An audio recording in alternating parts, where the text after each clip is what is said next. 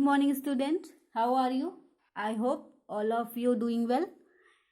Students, हमारा topic जो चल रहा था इस समय कंटिन्यू है वो है एक्सक्रीशन इन ऑर्गेनिज्म। और हमारे लास्ट वीडियोस में हम लोगों ने एक्सक्रीशन इन एनिमल किस तरह से होता है, क्या प्रोसेस है और कौन सा पर्टिकुलर सिस्टम है जिसकी वजह से ये अब बात हम करते हैं प्लांट्स की।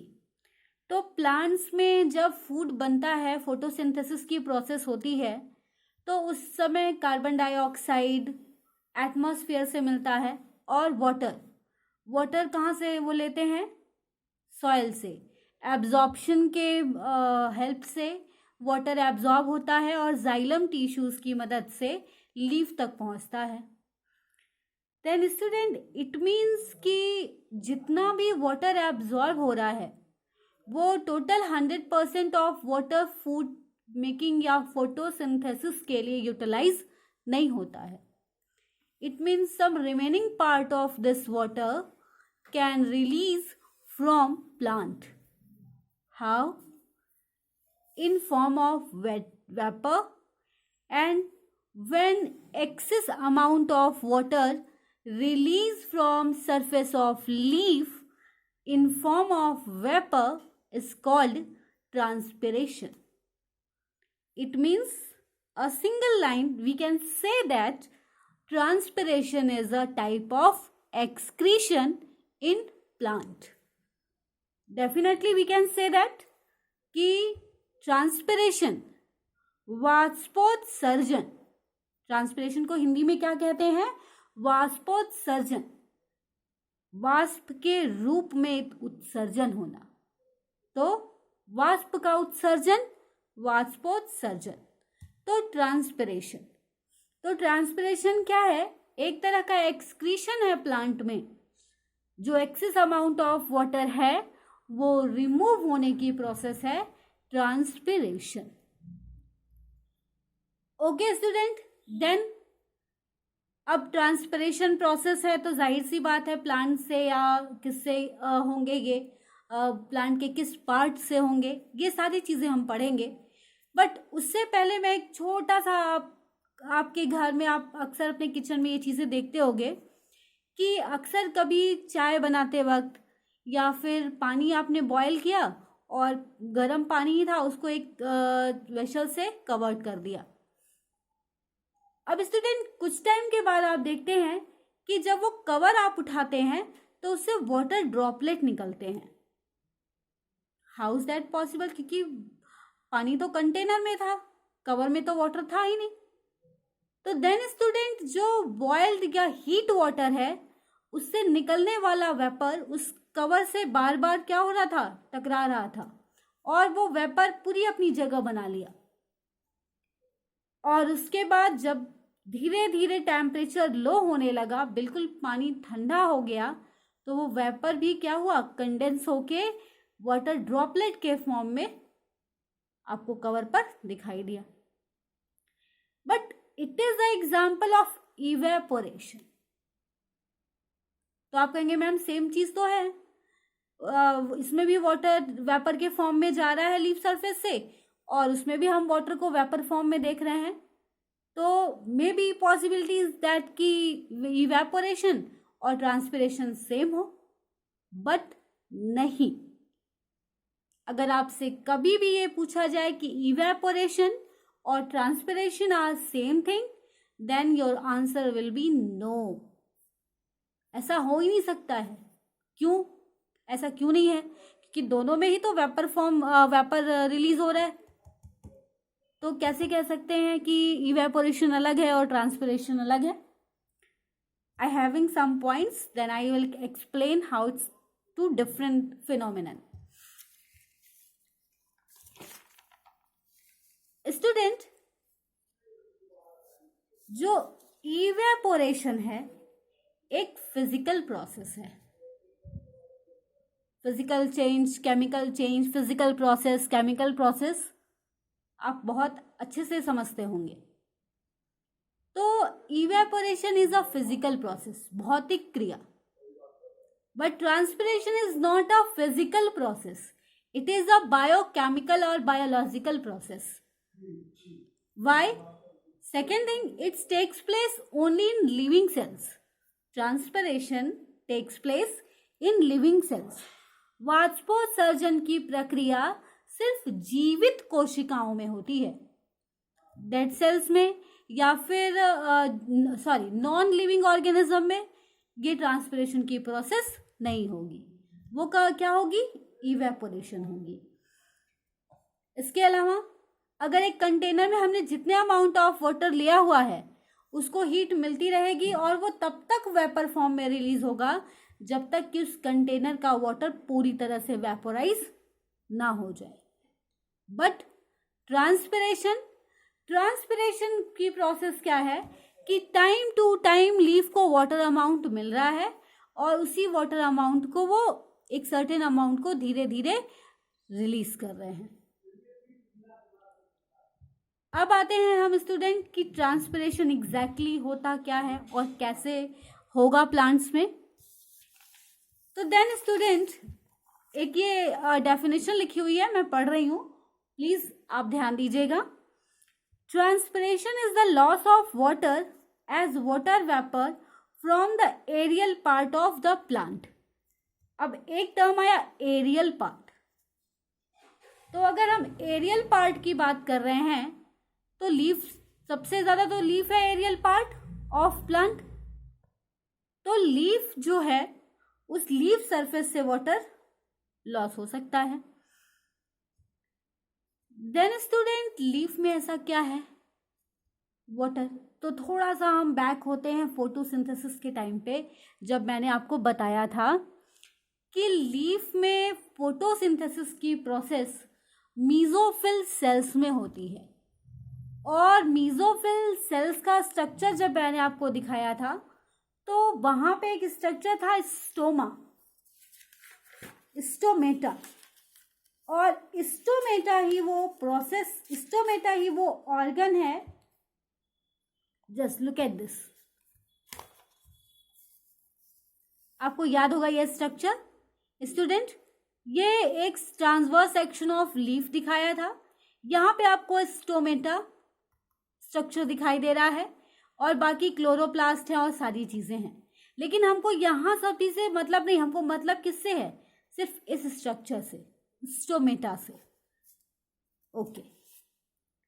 देन स्टूडेंट जो वाटर लॉस है, लॉस ऑफ वाटर है, वो लीफ में एक स्पेसिफिक स्ट्रक्चर मिलते हैं स्टोमेटा. उन स्टोमेटा की मदद से वाटर लॉस होता है.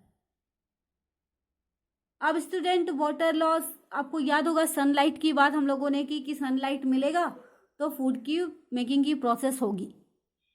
तो यही चीज स्टूडेंट जब सनलाइट लीफ पे पड़ती है तो उस वक्त स्टोमेटा ओपन हो जाते हैं और जो एक्सेस अमाउंट ऑफ वाटर होता है वो वेपर के फॉर्म में धीरे धीरे डिफ्यूजन के थ्रू एटमॉस्फेयर में आ जाता है. अब ट्रांसपिरेशन कितने तरह के होते हैं? Cuticular transpiration, lenticular transpiration and stomatal transpiration. ये ट्रांसपिरेशन सबसे ज्यादा, क्योंकि सबसे ज्यादा लॉस ऑफ वाटर इस ट्रांसपिरेशन के थ्रू होता है, स्टोमेटा के थ्रू. लगभग 80 to 90% या उससे भी ज्यादा कुछ कुछ प्लांट में 97% तक का वाटर लॉस स्टोमेटल ट्रांसपिरेशन के थ्रू होता है. लेंटिकल्स, बार्क ऑफ स्टेम, तने जो सूखे तने होते हैं उनके बार्क जो होते हैं, टूटे हुए हिस्से होते हैं, उनमें प्रेजेंट होते हैं. तो लगभग 0.1% जो वाटर लॉस है वो लेंटिकुलर ट्रांसपिरेशन से होता है. और cuticular transpiration is present on epidermis of leaves. ये 1 to 30% ट्रांसपिरेशन क्यूटिकल से होता है. लेकिन ये ट्रांसपिरेशन कब होता है? जब लाइट के एब्सेंस में स्टोमेटा ओपन होकर वाटर वेपर रिलीज नहीं कर सकते हैं, तो that time cuticular transpiration takes place. Cuticles और भी कुछ काम करते हैं, अगर थोड़ा सा आप ध्यान देंगे तो रेस्पिरेशन के टाइम पे जब लाइट का एब्सेंस हो, नाइट टाइम में आपको याद होगा कि उस टाइम में कुछ क्यूटिकल से भी रेस्पिरेशन होते हैं, उस वक्त मैंने आपको बताया था। Now structure of stomata, this one guard cell, ये दो सेल आपको दिखाई दे रहे हैं, दिस वन गार्ड सेल, और गार्ड सेल के अराउंड जो ये सारे सेल्स हैं, this one called epidermal cell, epidermal cells. अब स्टूडेंट यही जो गार्ड सेल्स हैं इनका कंसंट्रेशन धीरे धीरे इंक्रीज करता है और ये रिजिड होते हैं। रिजिड का मतलब हुआ स्फीत, टर्जिड होने लगते हैं। तो टर्जिड होने लगते हैं, टर्जिड कंडीशन हो जाती है। तो जब ये टर्जिड होते हैं तो किसी भी चीज को जब कोई रिजिड होता है तो वो धीरे धीरे खिंचता है, तो ये गार्ड सेल्स थोड़े थोड़े तनाव में आते हैं, टेंशन में आते हैं, और ये स्टोमा, ये जो पॉइंट देख रहे हैं, ओपनिंग पोर देख रहे हैं, इसे स्टोमा कहते हैं, ये ओपन हो जाता है और यहीं से वाटर जो है वेपर के फॉर्म में धीरे धीरे रिलीज होने लगता है। स्टोमेटा के ओपनिंग और क्लोजिंग में कई तरह के स्टेटमेंट, कई तरह के मत हैं। ये तो वैन मॉल का कहना है कि जो गार्ड सेल्स जब रिजिड हो जाएंगे, खिंचे हुए स्वेल अप हो जाएंगे, तो स्टोमेटा ओपन हो जाएगा। और ये भी मानना था कि लाइट के टाइम में, दिन के समय में स्टोमेटा खुले हुए और रात के समय में स्टोमेटा बंद होते हैं। और अगर हम अकॉर्डिंग टू लॉयड, एक बायोलॉजिस्ट लॉयड की बात करें, तो लॉयड ने कहा कि ओपनिंग और closing of stomata depend on amount of sugar. आप जानते हैं कि ग्लूकोज है, तो ग्लूकोज का जो अमाउंट है, जब फोटोसिंथेसिस की प्रोसेस होती है तो फूड ग्लूकोज के फॉर्म में होता है, लेकिन जैसे जैसे फिर रात होने लगती है तो वही ग्लूकोज स्टार्च में कन्वर्ट होकर स्टोर हो जाता है, और फिर जब दिन का समय होता है तो वापस से स्टार्च ग्लूकोज में कन्वर्ट होता है। And according to share changes in a pH, उन्होंने क्या कहा कि पीएच रिस्पॉन्सिबल है स्टोमेटा के ओपनिंग और क्लोजिंग पे। तो पीएच अगर हाई है तो स्टोमेटा ओपन, और अगर पीएच लो है तो स्टोमेटा क्लोज होते हैं। स्टूडेंट, इसकी और डिटेल स्टडी है, मैकेनिज्म है, जो आप फर्दर क्लासेस में, आगे की क्लासेस में पढ़ेंगे, आपका सिलेबस रहेगा।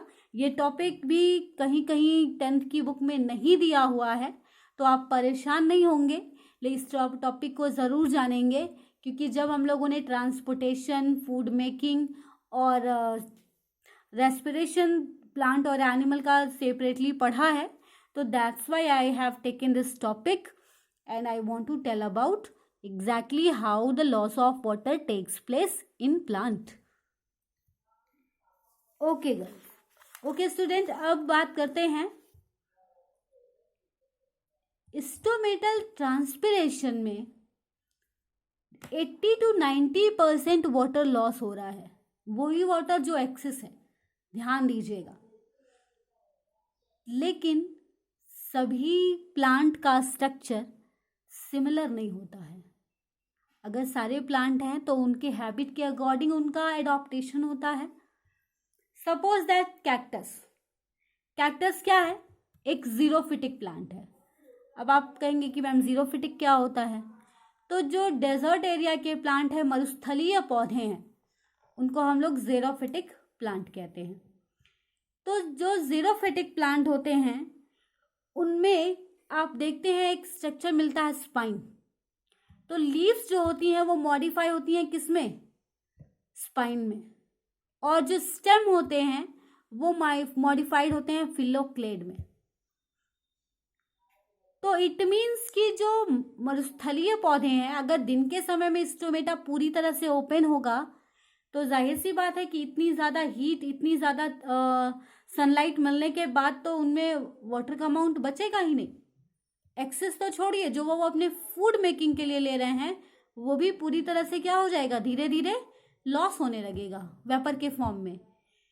तो स्टूडेंट, जो मरुस्थलीय पौधे होते हैं उनमें स्टोमेटा दिन के समय में बंद लेकिन रात के समय में खुला हुआ होता है। इट मीन्स स्टूडेंट कि स्टोमेटा कोई ऐसा नहीं कि इमीडिएट डोरबेल बजाया, डोर ओपन हो गया, डोरबेल कोई गया, डोर क्लोज कर दिया। स्टोमेटा के ओपन और क्लोज होने में एक टाइम टेकिंग प्रोसेस है, क्योंकि जो हम गार्ड सेल के टर्जिड होने की बात कर रहे हैं, जाहिर सी बात है ऑस्मोसिस या डिफ्यूजन के कारण ही इसका कॉन्सेंट्रेशन इंक्रीज करेगा और ये टर्जिड होगा, ओपन होगा। तो स्टूडेंट, शाम के समय में धीरे धीरे स्टोमेटा ओपन होते हैं और फिर रात में पूरी तरह से स्टोमेटा ओपन दिखाई देते हैं। किसमें? मरुस्थलीय पौधों में, ज़ीरोफिटिक प्लांट्स में। और दिन के समय में जब सुबह होने वाली होती है, धीरे धीरे धीरे वो स्टोमेटा फिर क्लोज होना शुरू कर देते हैं। और दिन के समय में पूरी जब बहुत ज़्यादा हीट होती है, सनलाइट होती है, तो उस टाइम में उनके स्टोमेटा क्लोज होते हैं। और मरुस्थलीय पौधों में स्टोमेटा लीफ के सरफेस में अंदर की तरफ धंसे हुए होते हैं, जबकि जो आपके ऐसे प्लांट हैं जो इस एटमॉस्फेयर में रह रहे हैं, ऐसे क्लाइमेट में रह रहे हैं जहाँ पूरी तरह से उन्हें वाटर अमाउंट मिल रहा है, प्रॉपर सनलाइट मिल रहा है, तो वो क्या होते हैं, लीफ देखेंगे बड़े बड़े होते हैं। और चौड़े और बड़े लीफ होते हैं तो नंबर ऑफ स्टोमेटा भी ज़्यादा होगा। अच्छा, एक सबसे इम्पॉर्टेंट बात, अक्सर ये लगता है कि नंबर ऑफ स्टोमेटा है, लीफ दिख रहा है तो सबसे ऊपरी वाली सतह पे सारे स्टोमेटा स्कैटर्ड होंगे, लेकिन ऐसा नहीं है। स्टोमेटा जो होते हैं लीफ के अपर नहीं, लोअर सरफेस पे नंबर ऑफ स्टोमेटा ज़्यादा होते हैं और वहीं से ट्रांसपिरेशन ज़्यादा होती है। अब हम बात करते हैं कुछ फैक्टर जो स्टोमेटा ट्रांसपिरेशन को अफेक्ट करते हैं। लाइट, जाहिर सी बात है, मैंने बताया है कि लाइट अगर होगी दिन के टाइम में, लाइट यानी कि दिन के समय में वो ओपन होते हैं स्टोमेटा और रात के समय में क्लोज होते हैं। टेम्परेचर की बात करें, जाहिर सी बात है, अगर टेम्परेचर ज़्यादा होगा हीट उतनी ज़्यादा उन्हें मिलेगी, वेपर फॉर्म में वाटर रिलीज होगा। इट मीन्स कि अगर टेम्परेचर लो होता है तो रेट ऑफ ट्रांसपिरेशन भी धीरे धीरे कम हो जाएगा। स्टूडेंट, एक और बात, सनफ्लावर प्लांट है, सनफ्लावर का प्लांट वो डेली टू डेली 2 से 3 लीटर 2 to 3 लीटर वाटर को वेपराइज करता है। और एक सेब के पेड़ से, एप्पल ट्री से 35 से 45 लीटर वाटर इवेपोराइज होता है। और स्टूडेंट, एक इल्म है प्लांट, उससे लगभग 80 to 90 या लगभग 98% तक वाटर ट्रांसपिरेट होता है। इट मीन्स स्टूडेंट, कहीं ना कहीं जो ट्रांसपिरेशन है वो एटमॉस्फेयर में वाटर साइकिल को मेंटेन करने में भी हेल्प कर रहा है। Okay student, thank you.